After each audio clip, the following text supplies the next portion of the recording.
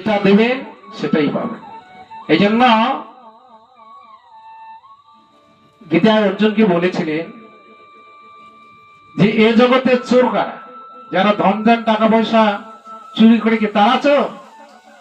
না, যে আমার দ্রব্য আমাকে দিয়ে খায় না ওরাই চোর।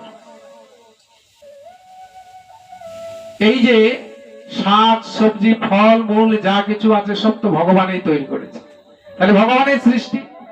তাহলে আমার দ্রব্য আমাকে না দিয়ে ওরা চুরি করে খাচ্ছে। যজ্ঞাশিষ্ট সৈন্য সন্ত, তাহলে এই ভগবানের দ্রব্য ভগবানকে দিয়ে প্রসাদ পাবো, তাহলে কোনোদিন চুরি করে খাওয়া হবে না। আমরা প্রসাদ পাওয়ার সময় যে কিছুক্ষণ পর প্রসাদ পাবো বলবো না, মহাপ্রসাদে গোবিন্দে নাম ব্রহ্মণ বৈষ্ণবে স্বল্প পুণ্যবতাং রাজন নৈবেদ্য বিশ্বাস।